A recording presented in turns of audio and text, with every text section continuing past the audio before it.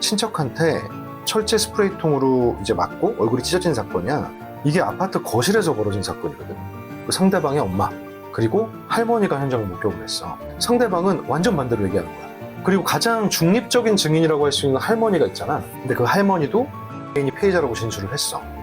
이거는 둘이 진술한 것처럼 한 명이 피해자고 한 명은 가해자다. 그래서 한 명은 거짓말을 하고 있고 한 명은 진실을 얘기하고 있다.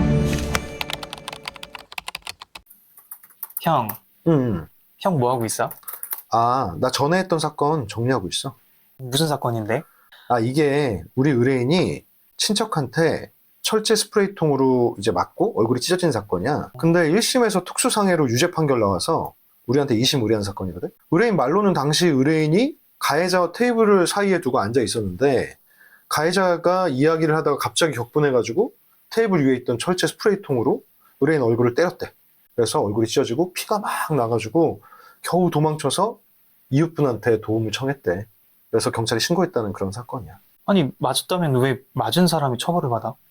이게 아파트 거실에서 벌어진 사건이거든. 근데 사건 현장에 CCTV가 있었으면 문제가 없었을 텐데 이게 집이다 보니까 CCTV가 없었어. 근데 이제 사건 현장에 의뢰인이 있고 의뢰인 누나 그리고 상대방, 상대방의 엄마 그리고 할머니가 현장을 목격을 했어. 근데 1심 과정에서는 이제 의뢰인과 의뢰인 누나는 우리 의뢰인이 상대방으로부터 일방적이고 기습적으로 스프레이통으로 맞았다. 그리고 피가 났다라고 진술을 하고 있는데 상대방은 완전 반대로 얘기하는 거야. 우리 의뢰인이 상대방을 때려서 본인이 피가 났다라고 주장을 했어. 그리고 현장에는 이제 피가 튀어 있었지. 그래서 그 피가 튄 거를 경찰이 사진을 찍어서 이제 기록에 보관을 시켰어. 그리고 가장 중립적인 증인이라고 할 수 있는 할머니가 있잖아. 근데 그 할머니도 의뢰인이 피해자라고 진술을 했어. 그래서 1심 판결이 어땠는데? 이게 양 당사자가 둘 다 막 치고받고 했다는 얘기는 없었어. 서로 그냥 일방적으로 당했다는 얘기만 했거든. 그래서 막 진술이 완전 엇갈리잖아. 무슨 편 먹듯이. 이제 고뇌를 많이 하셨겠지, 1심에서. 그래서 양 당사자 모두에게 특수폭행의 유죄를 선고했어. 근데 우리 의뢰인 말 들어보면 본인은 일방적 피해자잖아. 그럼 되게 억울하다는 거야. 그래서 항소를 이제 맡기기 위해서 우리 로펌에 오셨지. 그래, 그럼 형은 어떻게 한 거야? 일단은 우리가 1심에서 판결이 난 걸 2심에서 바꾸는 건 너무 힘들어. 그러려면 아예 새로운 증거가 나오거나 아니면 아예 관점을 바꿔줘야 돼. 근데 내가 생각했을 때는 사실은 둘이 뺏고 뺏기고는 없었다고 진술했거든? 그리고 그 그림도 웃겨. 그러면 누가 막 때리고 있는데 뺏어가지고 막 때렸다는 거잖아. 그게 지금 사건 전반과 맞지가 않거든? 이거는 둘이 진술한 것처럼 한 명이 피해자고 한 명은 가해자다. 그래서 한 명은 거짓말을 하고 있고 한 명은 진실을 얘기하고 있다. 라는 부분으로 좀 시선을 좀 돌렸고 그러면서 이제 가장 중요한 건 나는 혈흔에 좀 주목을 했어. 보면은 봐봐. 내가 너를 갑자기 때려. 이걸로 한번 해볼게. 내가 갑자기 너를 때려. 닿니? 안다. 안 닿지, 그치? 거리가 좀 있었단 말이야. 그럼 어떻게 해야 돼? 일어나서 다가서 때려야 되는 거잖아. 그럼 너는 어떻게 하겠어? 나는 피해야 되지. 그치? 피하려면 앉아있으니까 뒤로 피할 수가 그치. 없지.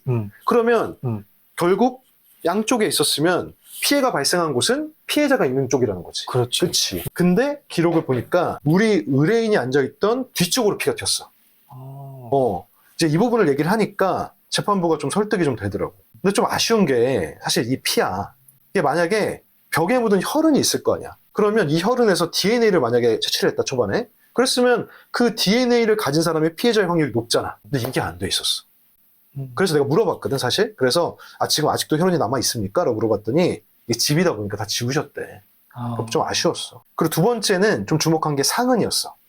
봐봐, 내가 너를 때릴게. 이렇게 때리지 않을 거 아니야. 이상해. 이렇게 때리는 게 그렇지. 정상이잖아. 그치? 왼손이면 이렇게 때리고. 근데 가해자가 가격당했다고 얘기하는 상흔은 왼손잡이 상흔이었어. 근데 우리 의뢰인은 오른손잡이란 말이야. 그리고 이제 지금 상황은 둘 다 굉장히 흥분해서 갑자기 때렸다라고 얘기하는데 이런 흥분한 상황이면 더더욱 하던 대로 하는 거거든. 그러면 오른손잡이면 굳이 내가 오른손으로 내가 정확도도 있고 힘도 좋은데 이걸 때리지. 내가 나 지금 해도 좀 어색하거든. 이럴 가능성 낮단 말이야. 또 이런 부분도 재판부가 상당히 설득력 있다고 생각을 하셨어.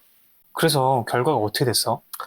다행히도 이제 이러한 여러 가지가 종합돼서 우리 의뢰인은 무죄. 그리고 상대방 같은 경우에는 특수상해 그대로 유지. 이렇게 됐지. 진짜 다행이다. 맞아, 되게 맞아. 억울하셨을 텐데. 맞아.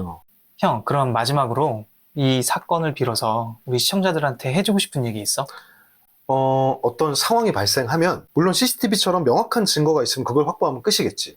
근데 그게 아니라면 그 현장을 보존하는 게 굉장히 중요해. 그래서 그 현장에서 수사기관을 통해서 최대한의 증거를 확보할 수 있게 도움을 요청할 수도 있고, 그게 아니면 유능한 변호사를 고용해서 어떤 증거들이 중요할지에 대해서 확인을 해서 그 부분을 수사기관에 요청할 수도 있는 거야. 그래서 가장 중요한 지금의 교훈은 사건의 답은 현장에 있고 초동 대처가 중요하다. 이겁니다. 그럼 뭐 더 할 얘기 없어? 밥 먹으러 가야지.